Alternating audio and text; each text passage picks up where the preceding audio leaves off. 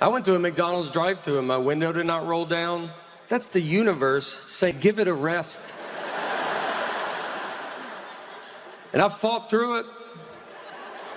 It's embarrassing because they can tell, because I had to pull, because I got to open my door. So it's going to hit the speaker, so I got to drive by it. So the car behind me is like, are you leaving? I'm like, my window don't roll down.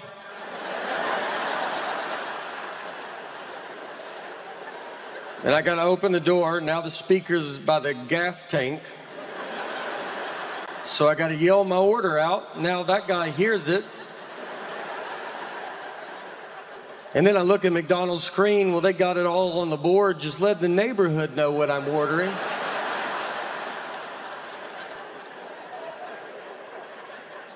And then I drove by the window, the drive-thru window, and I got to go by it because I got to open my whole door. So I go by it, and I see them. They're like, where are you going? I was like, nowhere. And I go by, and they see my whole body sitting in a chair. It's crazy. If you've never done it, it's the most vulnerable I've ever felt in my life. You're just sitting there and you're high. They see your feet. They see your feet. They just throw it at me like a bear. Just throw it.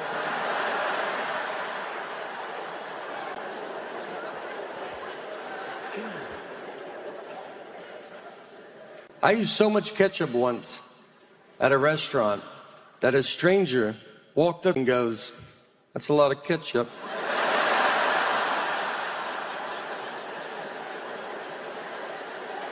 Do you know how much ketchup you got to use? That guy doesn't want to get involved, you know? But he sees it. His wife's like, let it go. He's like, I think I got to say something. I don't think he knows that no one's using that much ketchup.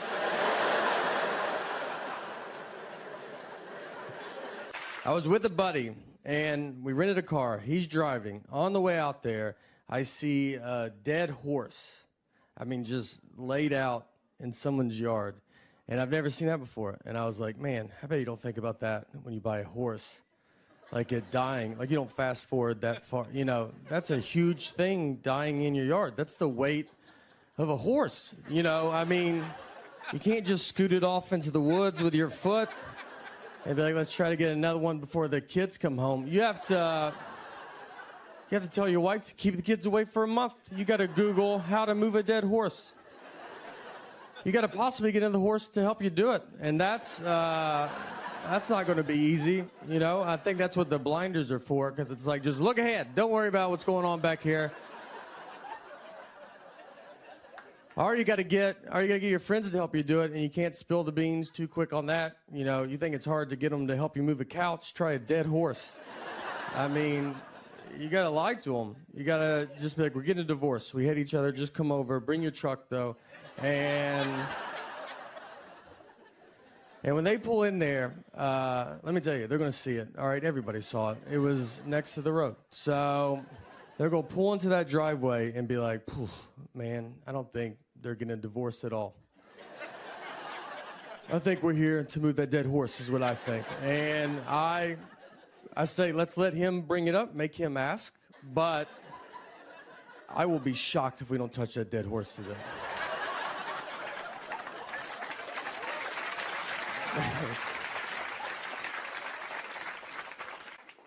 And look, if you ever have to move a dead horse, I've clearly thought about it.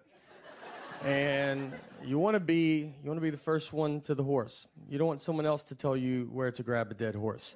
So you just run out there like you love it, like it's the third one you've done that day, and get to the hoofs. Go ahead and start lifting and be like, you guys get where you guys got to get, some guys down there, and let's just get it over with.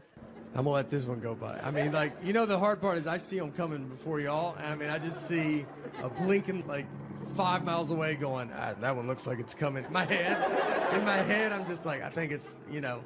A couple times I've looked and it was just stars. I like look up and I'll be like, that one's not moving that quick. feel like we're sitting on top of it. You're like, that's the moon. Is it? We live, so in our neighborhood, we live in a cul-de-sac, which is very exciting because I grew up on a straight street and I always dreamed of living in a cul-de-sac. You see them and you're like, can you imagine being up in one of those? We do all the cul-de-sac stuff, you know, like if anybody comes down there, we're like, what are you doing down? Just any, like, you better get out of our cul-de-sac.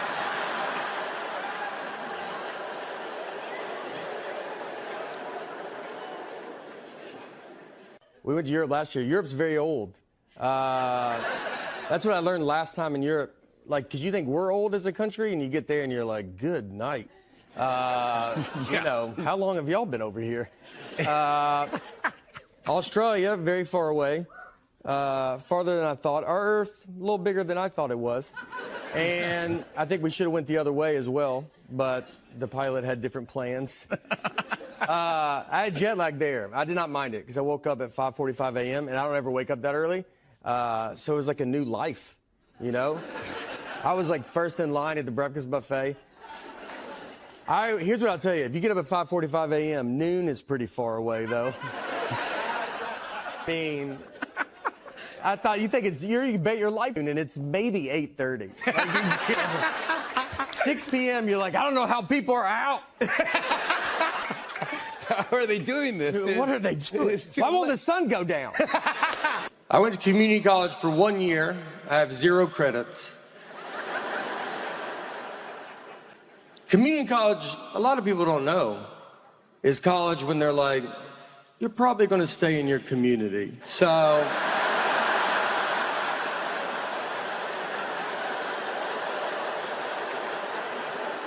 we're just going to show you the ropes around town. Kind of give you a lay of the land.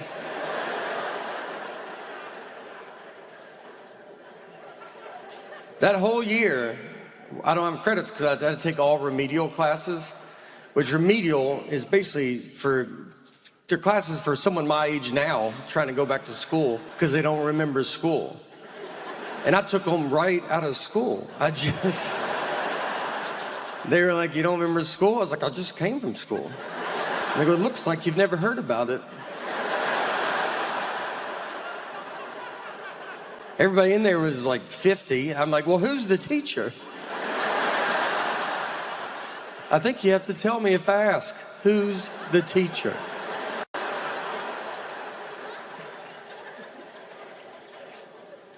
I travel a lot, and you know, it's not easy when you travel a lot. When you fly a bunch, you just think you're gonna die a bunch.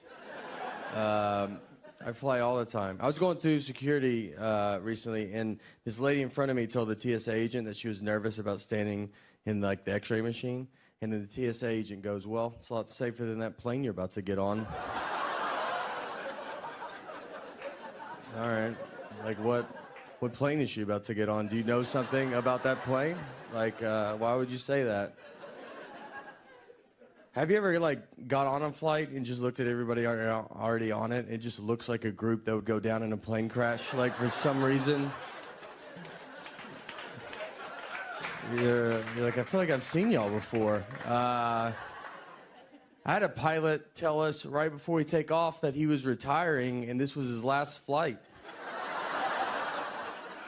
You're like, just say that when we land, dude. We'll be the same people, you know? Like, why are you putting this much pressure on this flight? He's basically just like, either way, this is my last flight. So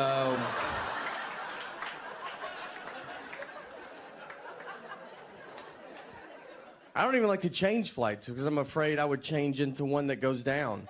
And that would be so frustrating. Just everybody's crying and you're like, I think you guys are upset. I paid $200 extra to get on this flight. Like, you guys are lucky.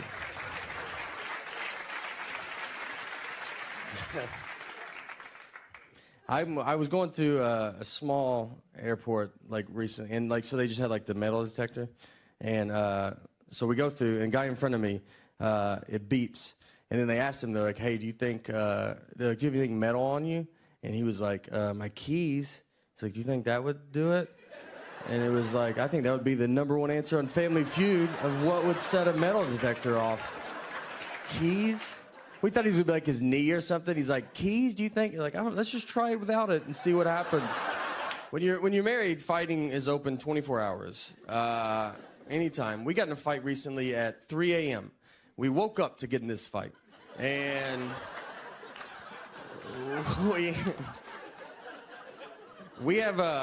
we live in Nashville, and we have a dog that freaks out when it thunders. So it was like thundering. So we have sedatives to give her because there's only so many times you can tell a dog it's just thunder before you're like, just take this. Hope this works. I'm not going to hold you through it, you know.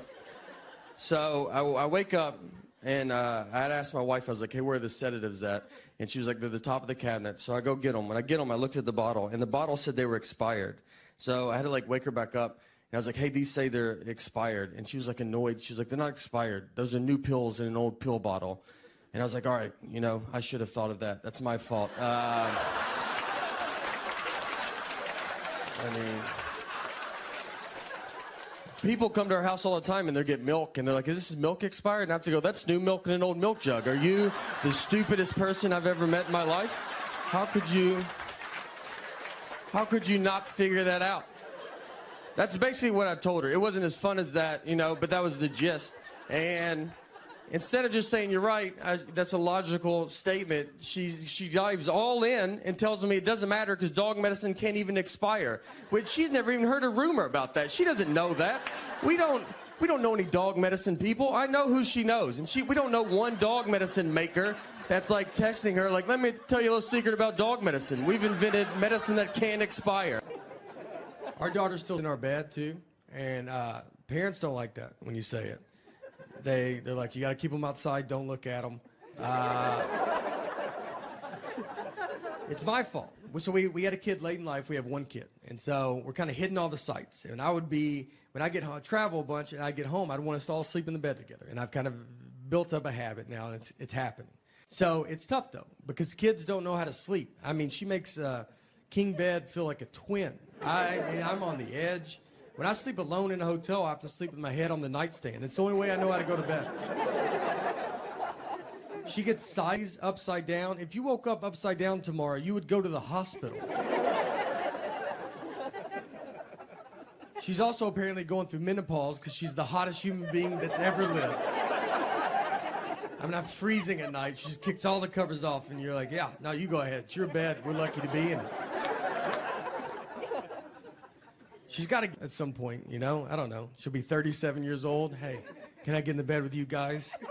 Her kids are upstairs asleep in their bed.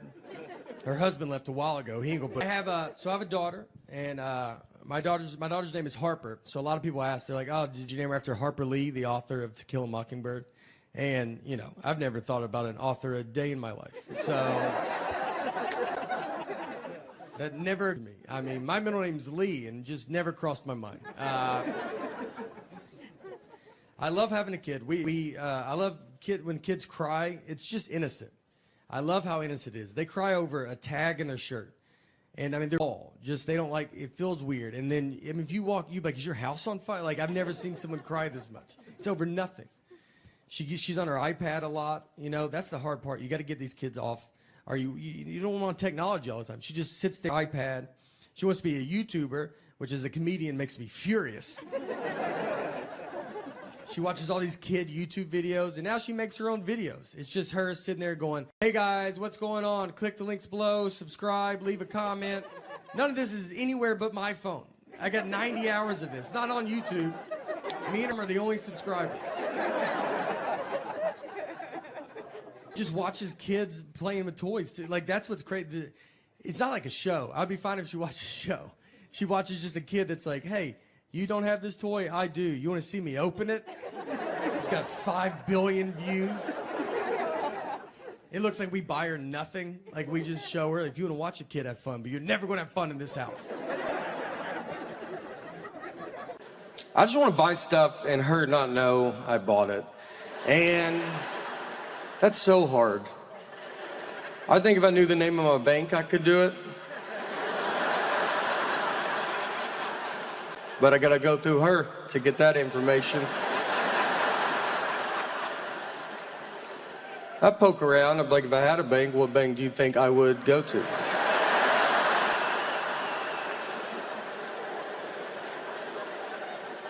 I also, once a week, walk into a bank. Hello, is my money in this bank?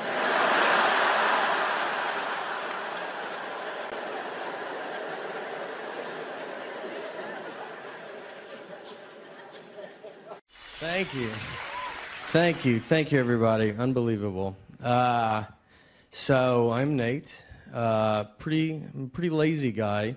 I realized how lazy I was recently. I was watching a football game, and I was sitting on my couch, and I was going to get something to drink. Right when I get up to go, one team kicked off to the other team. Before I could get back, they ran a 100-yard kickoff return, and I missed it. Like, the guy ran 100 yards before I could get 3 to maybe 4 yards. That guy also had 11 people really trying not to let him run 100 yards. I had nobody. No one cared what I was doing.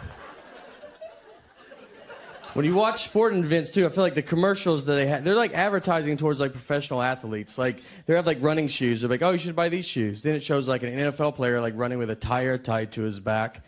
And you're like, all right, well, how do those shoes look with jeans and sitting down? Because that's how I will be using them. I got to get tire and a rope. That's a lot. That's a lot you're asking. Someone gave me an Under Armour shirt. Do you know those? It's like skin tight. Like it just shows the worst parts of your body.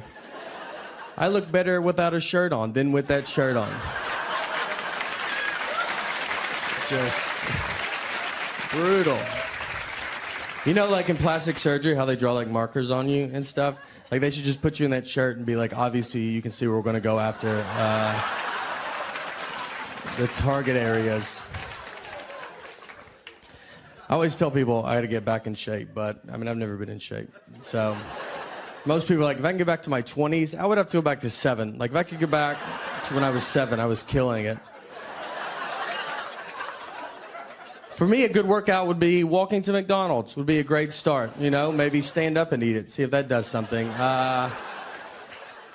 Instead, I keeps tigers, and then they interviewed him afterwards. They're like, hey, do you think it's too easy to buy a tiger in this country?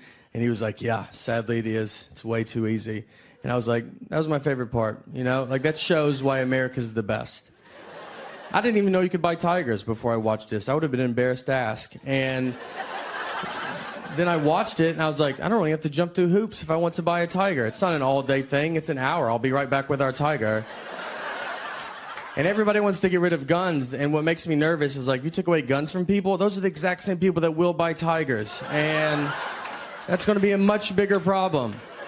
You're probably going to be like, look, here's your gun back. And they'll be like, no, I'm good. My tiger is way better than my gun. My gun missed all the time. My tiger rarely misses. Even if he does miss, you know, even if he does miss, it's just for a second. It's never long. Like, if some guy dodges the tiger and he's like, your dumb tiger missed, it's like, well, he did not. He is right behind you now, and he is furious. So thank you guys so much, man. You guys were great. So I'm 41 years old, and when I turned 40, 40 was the first age I did not want to turn. I remember parents turning 40, it just feels old. And it's also the age that you do realize everybody you're talking to, you are older than. Before you're 40, I think everybody you talk to is your age. And the reason when you turn 40, you're just older than that person. I'll just be talking to them like, remember that? It's like 97, 98. They go, I wasn't born yet. You're like, golly, are you serious, dude? In my eyes, we look the same. Where's your dad at? Let me talk to him, because I swear I thought you were my age. So I'm 41 years old. And when I turned 40, 40 was the first age I did not want to turn. I remember parents turning 40, it just feels old. And it's also the age that you do realize everybody you're talking to, you are older than. Before you're 40, I think everybody you talk to is your age. And the reason when you turn 40, you're just older than that person. I'll just be talking to them like, remember that? It's like 97, 98. They go, I wasn't born yet. You're like, golly, are you serious, dude? In my eyes, we look the same. Where's your dad at? Let me talk to him, because I swear I thought you were my age. I've done pretty good during COVID. Because I feel like you could I lost some weight during COVID. You could go two ways.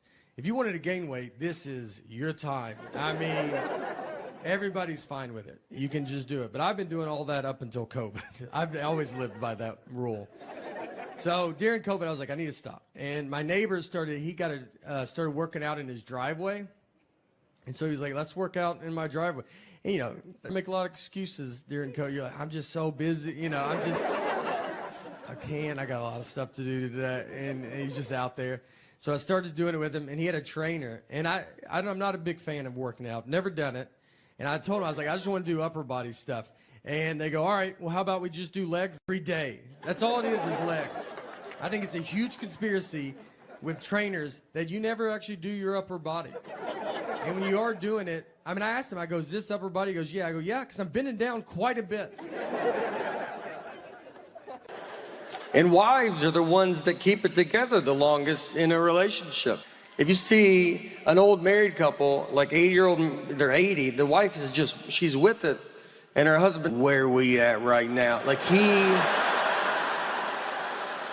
I mean, our brains fall off a cliff, dude. Like the only reason he's out is because she's like, you better get out and let people see you a little bit. It's like some zookeeper walking some old gorilla around. Let the kids touch you. Everybody's trying to don't feed him now. Well, I think he wants it. He definitely wants it. He's too dumb to know he can't have it.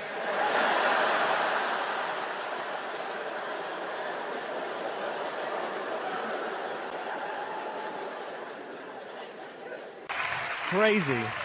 I'm proud of every one of you. All right? Every one of you I'm proud of. It's different.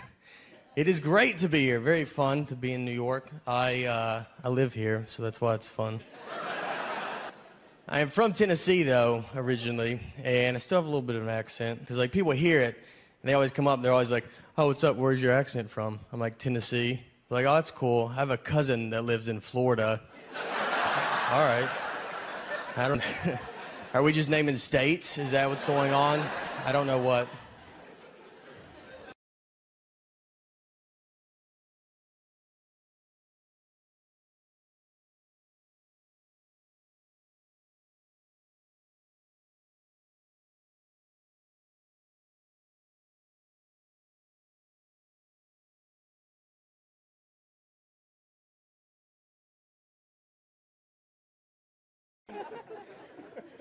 I've done pretty good during COVID. Because I feel like you could I lost some weight during COVID. You could go two ways.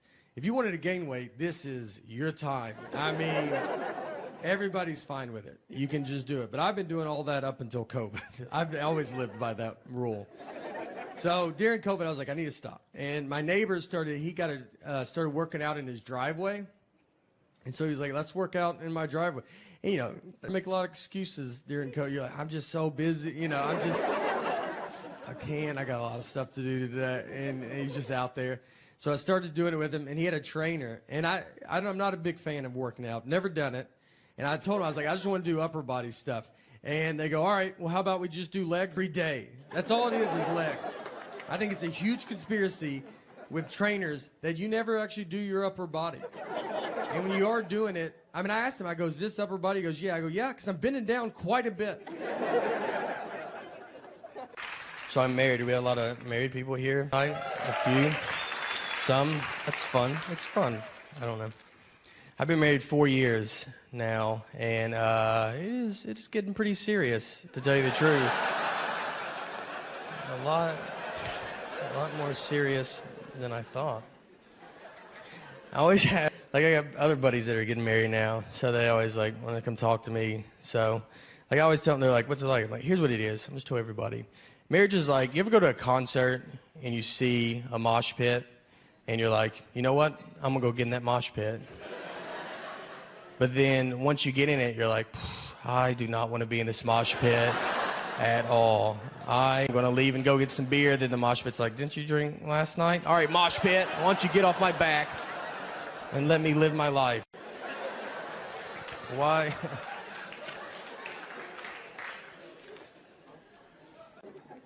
So my parents, I think, watched a Rescue 911 where a kid went missing. So it got them scared. They were like, I think they took it as like, look, you guys are getting kidnapped. There's nothing we can do. It's happened. So they wanted us to be prepared for it. So instead of like, I don't know, self-defense, give us a gun, I don't know, something. What they did was like, you know, you always hand out flyers if a kid goes missing. They were like, let's just get that flyer ready. We'll just do that, you know? So kid goes missing, they always have a flyer. They put a picture of the kid and all the information below the flyer. So the height, weight, eye color, all that stuff. So instead of making a flyer, what they made us do was we wrote on a piece of paper our name, height, weight, eye color, and then we just held it up against the wall, and they just took care of us. So the picture is us holding our own information. And they said, well, when the cops are like, hey, let's get a flyer ready, we're going to be like, well, we've been rooting for this to happen. We already have one made. And they're like, we'll give that to the police. Which, if we would have been kidnapped, my parents would be in prison right now. No one's going to believe you pre-took pictures. I mean, they're going to just look at this and be like, all right, just tell us where the kids are at. That would be the easiest thing to do. I've never seen this ever. They had to go get that printed at Walmart, too. You couldn't do that at home. You had to go show people that easy. We walked in Walmart, and the guy was probably like, hey, do you think I could talk to your kids by themselves for a little bit? I'd love to just chat with them. Me and my wife, so I'm the dreamer of our group. You know, I feel like in a marriage, you have one is a dreamer, you know, money's not real. Let's have fun. Let's go do fun stuff as much as we can. And the other person hates fun. And that's how you make a marriage. You can't have two dreamers. You're going to be homeless in an hour. Someone that just walks around, is fun happening? I'd like to put a stop to that. Are y'all having fun? Stop it. Is the air conditioner on? Turn it off. I married my dad, is who I married. My dad who thought air conditioning cost $100,000 a day to run it. When we would be on car rides, I thought if you turned it on, your car exploded. Like just gas, you were out. We're out immediately. Did someone turn the air conditioner on? We took a trip to Florida, to Fort Lauderdale. And her and our daughter are flying from Nashville. Like, all right, what time do you guys leave? She goes, noon. And it was 11:30 and they're still at home. I was like, Laura, I don't know if you even know what an airport is. But if that plane was in our driveway, I don't think you could make it.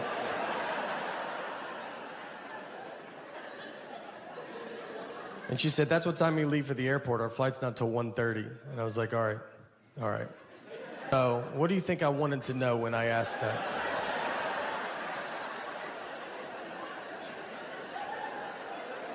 Is that what you thought the best time you could give me was a time that means nothing to nobody? What time did you go to bed last night? Just tell me that. I'll just look up all the planes that land in Florida, and I'll guess which one I think you're on. She said, I'm sorry I don't talk the way you want me to talk. I'm like, I want you to talk like a regular person, all right? Like you've been around people before, you know? We didn't talk in Florida, I'll tell you that.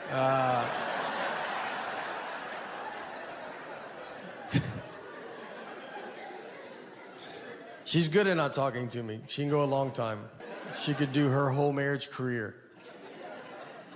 So I'm 41 years old.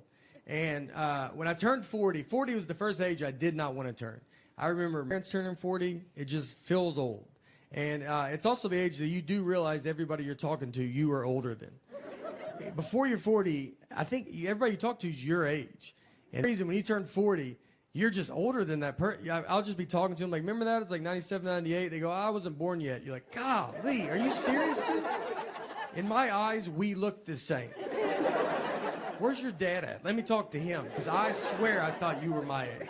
So now we are basically at Mount Rainier. That was the whole car ride.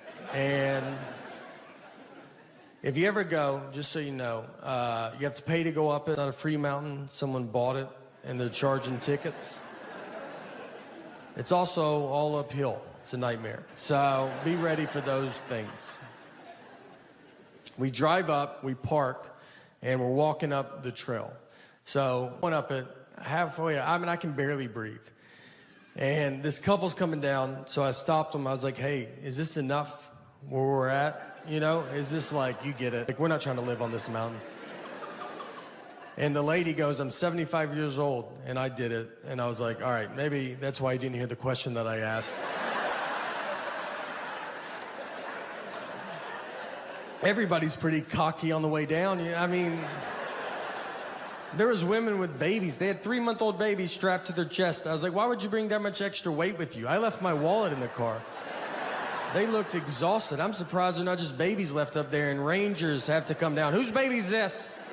That's ours. We're gonna let it grow up and come down on its own.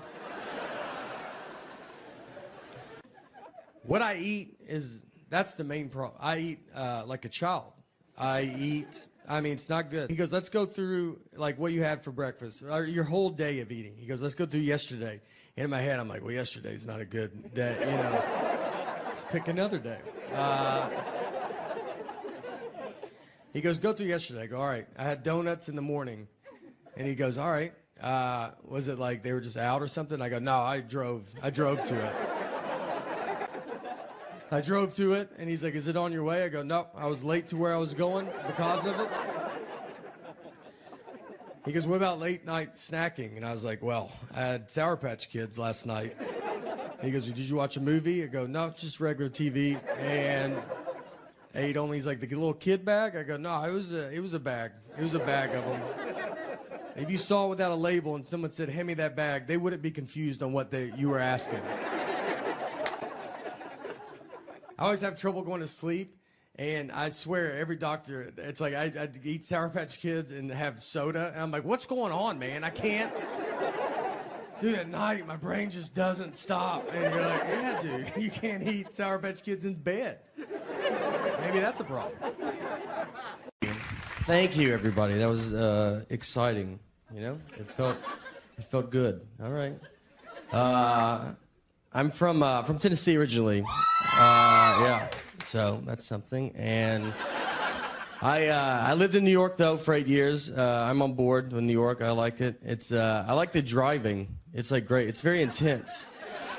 Everybody just honks at everybody nonstop, and that's how it should be everywhere.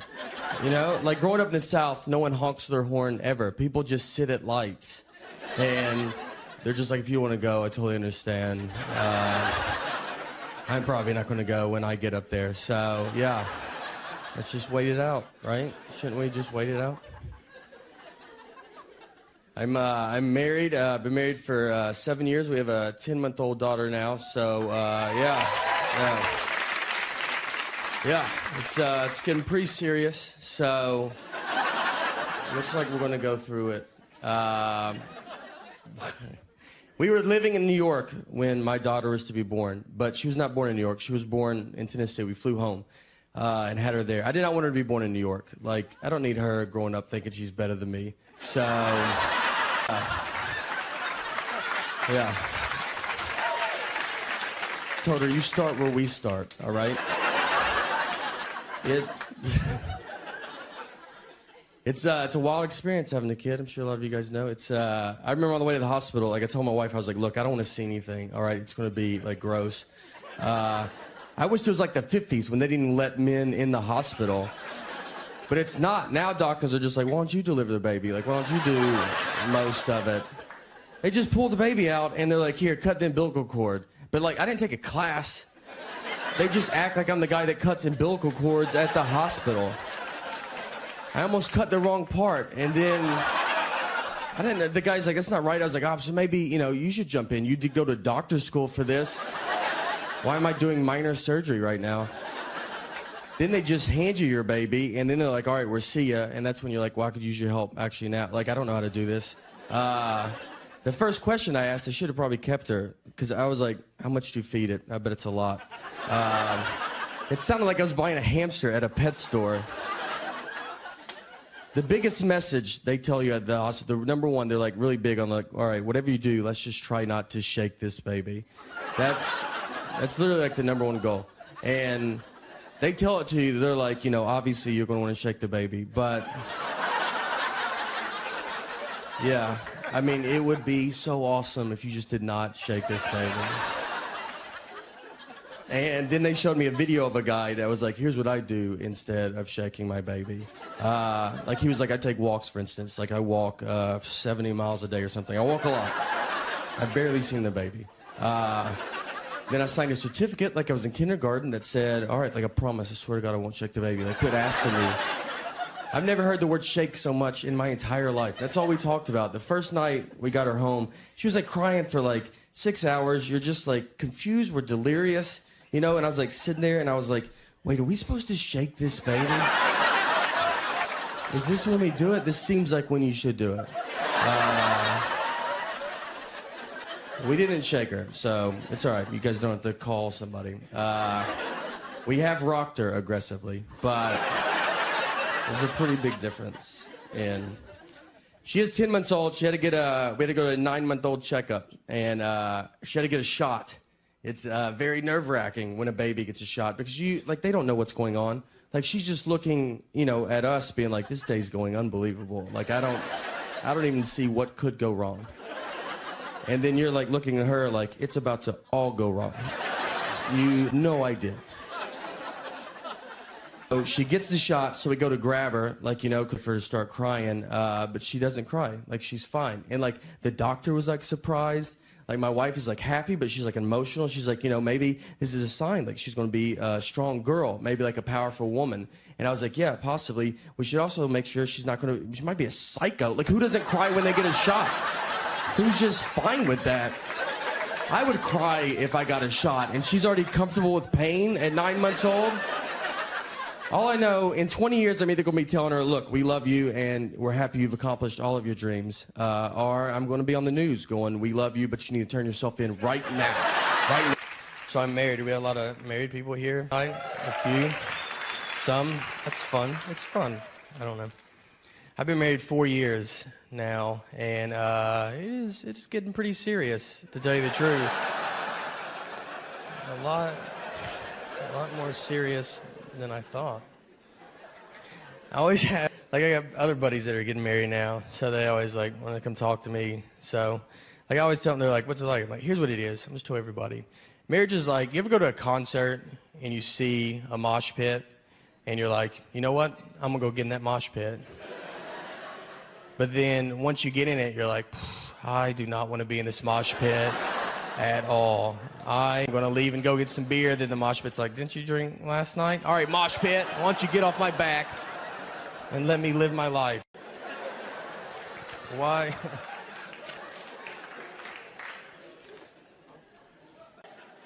Little side note, I would like to say, I think the witch phase was the toughest phase for women to have to go through. Not to get serious, but a lot of people say voting. I disagree. I think it's witch, then voting. I think it's witch, pretty big gap, then, you know, voting. I mean, you jaywalk back then. The whole town was like, there's a witch. You're like, here we go. Here we go. And I'll give it to them, because they could have flown away, but none of them ever did.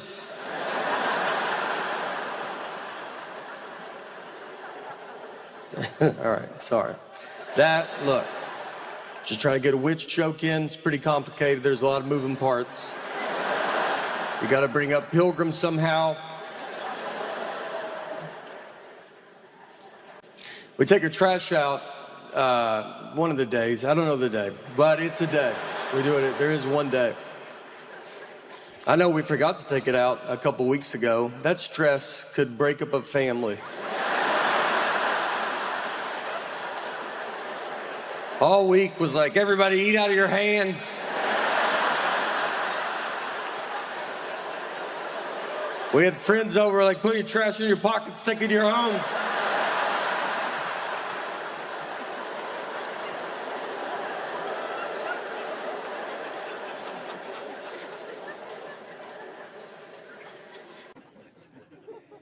One thing I got when I hit my foot was claustrophobia. Never had it. Actually got it here on the Simpsons ride, which is what's crazy. I mean, we're yards away from where my life fell apart. I rode that ride with my daughter, and we're sitting on it, and we had another buddy, and he has his 2 girls on, and so we sit there, and they pull the bar down, and the bar, my leg gets stuck in the middle, and it just opened a door that I never knew was there. I mean, it's like a problem. I had to stop the ride. It's super embarrassing to stop a child's ride and just be like, I'm just waving. I'm like, I can't do it. And then they open the bar and they go, all right, you can do it again. I was like, I'm out, dude. And no one got to ride it because I couldn't ride it. We all had to leave. Yeah, ruined it for everybody. And that's claustrophobia. It just kind of ruins everybody's time. It's what's funny, the panic of claustrophobia is pretty funny, though. I mean, it's not funny when it's happened to you, but how quick you go from normal to just an insane person is just all at the same time. So it's all kind of new to me, so I forget I have it. And I'll put myself in a situation and I go, there it is. I got an Uber once with like 7 people. And so we get in, I'll get in the 3rd row trying to be a good guy. And I climb in the back, they put all the seats up, and it just starts hitting me. And I mean, I'm back there, you're like, just trying to be normal, you know, you're not talking. And then you just go, hey, you think you could roll the window down? You know what? Can everybody just get out of the van real fast? I mean, we're just driving down the interstate. Hey, could y'all crack do you mind if I drive the Uber? You think I could drive it?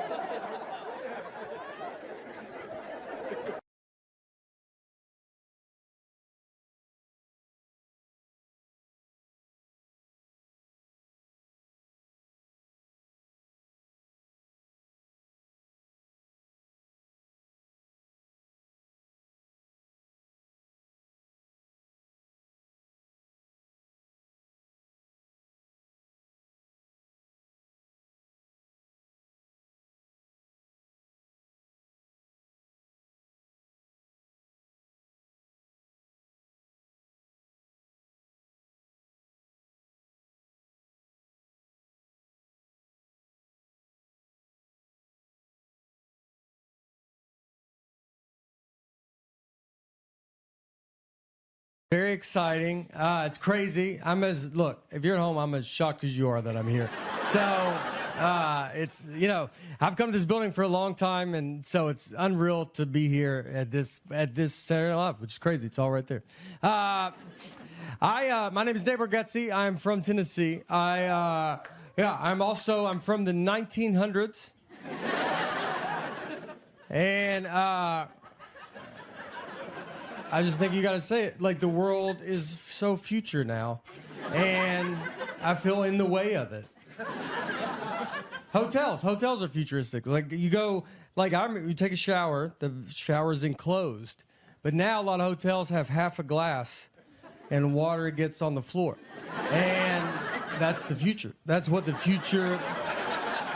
That's what they want, and you know. I would like a whole glass. They do half a glass because I'm still alive, so they're like, they don't want to hear me going, where's the glass at? So they do half a glass, and then the future, the floors are always wet. Every floor. I mean, I'm 44. My daughter's 11. When she's my age, it will be 2057. I don't even believe that's a real year. My movies didn't go that high in fake years. How am I going to talk to someone from 2057? I have more in common with a pilgrim.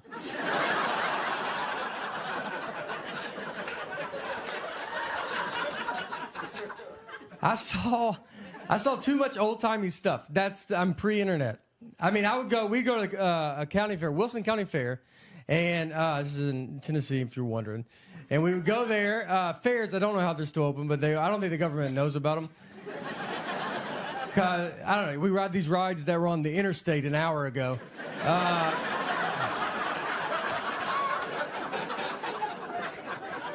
So my dad is a magician, if you don't know, and we would go watch him perform. This is the 80s. So we'd go watch him. My dad's doing magic. Right next to him, they had donkeys jumping off a high dive into a pool. So pretty tough to keep people's attention. When my dad is like, is this your card? And everybody's like, hold on, this donkey's about to jump off this high dive. That's something you don't think you want to see till it's up there. And I use the word jump very loosely. Yeah, these donkeys are falling off this high dive. But Can't put that on the sign, you know? You gonna watch a donkey fall off a high dive? You're like, no. What if he jumped? Well, at least he's into it.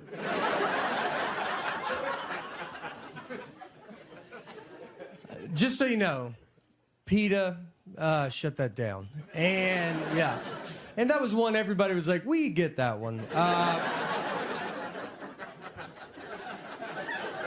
There's another one PETA had to shut down. So this is also in the 80s. Pre-internet. You could fight an orangutan. You could fist fight an orangutan. This was offered. We didn't have a lot going on. This is what we had to do. And so orangutan would be in a boxing ring with boxing gloves on, and it would stand like this. And then a guy would pay $5. It wasn't for free. You would pay, and then he'd go in there, and this orangutan would just knock this dude out. Because we didn't have the internet to look up how strong's an orangutan. So,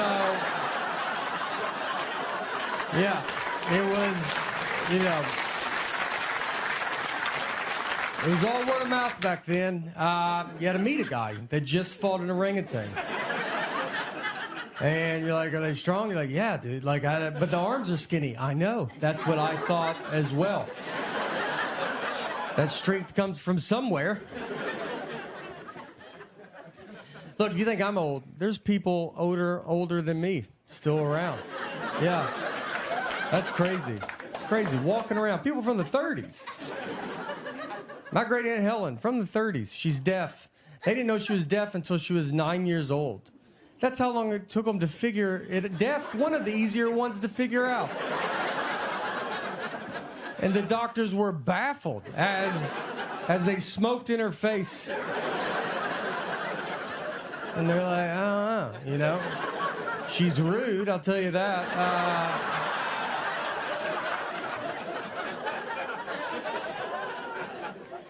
My parents are getting older. So my mom, we had her go pick up our daughter recently at a friend's house, and I texted her the address. She drove to the wrong house. So she knocked on the door, and another grandmother answered. Well, this is not good. This is like two dogs seeing each other through a fence. They're going to be there for a while, you know? So my mom, she knocks on the door. The grandmother, my mom goes, is my granddaughter in there? And that lady goes, I have 3 grandsons, so no solution. Just 2 grandmothers, do you have stuff? I have stuff too. They talk for 30 minutes. It's a wrong door. I had to go get my daughter, then find my mom.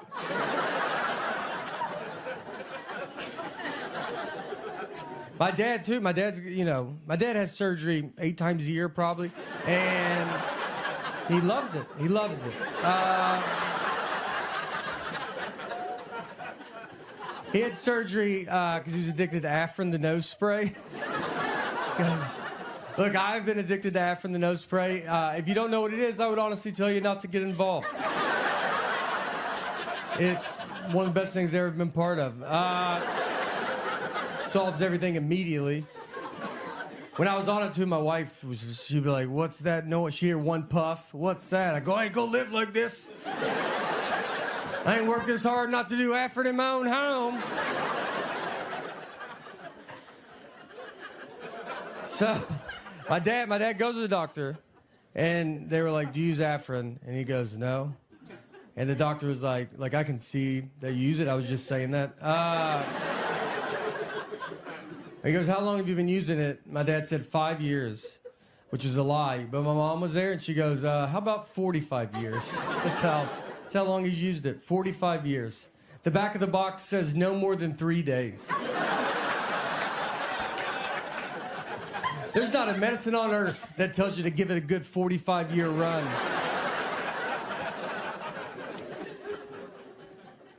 That's why I get nervous as I get older, because I am already not smart, and I'm in my prime right now. I don't read any books. I don't do it, and I think that matters. I do think that matters. Reading, I believe, is the key to smart. That's what I've always said, and I don't do it because every book is just the most words. it doesn't let up.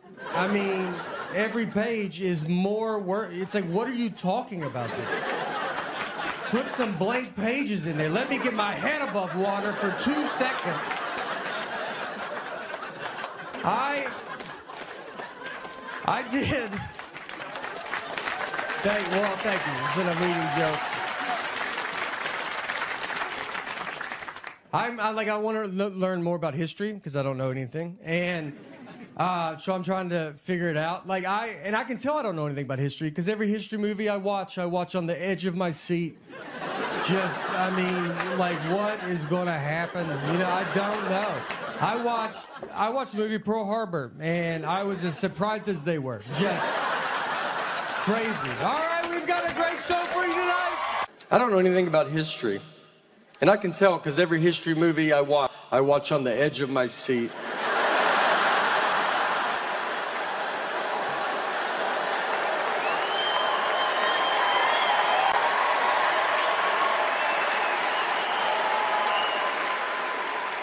What is gonna happen? I watched Pearl Harbor. I was as surprised as they were,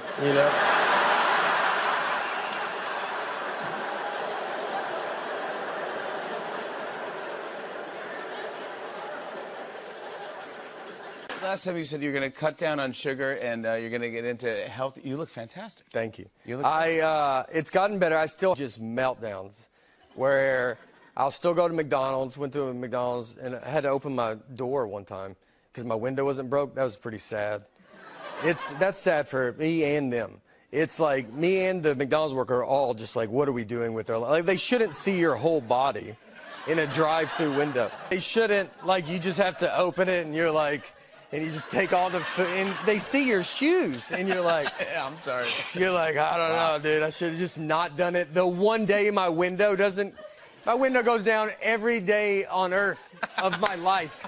And the one day it doesn't, I'm like, well, I'll probably do a drive-through that day. And you're glutton for punishment, man. That's terrible. It's brutal. That's terrible. But I have better. I'm 43. 43, you still think you're young.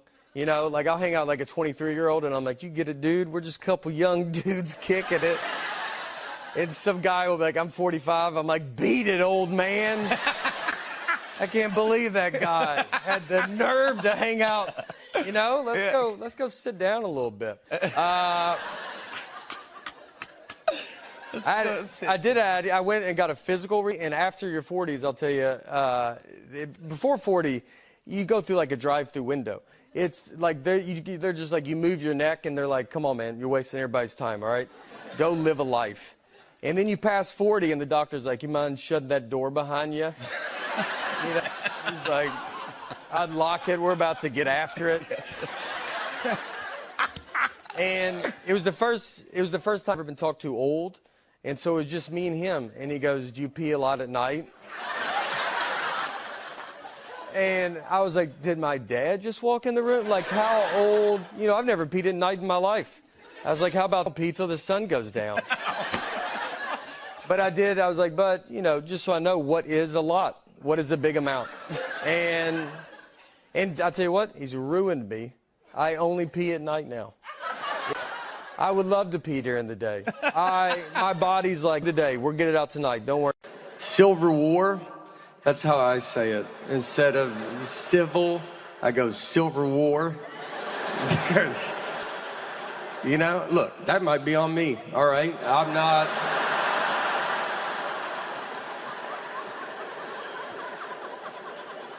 I tell you, I don't even know anything about the Silver War.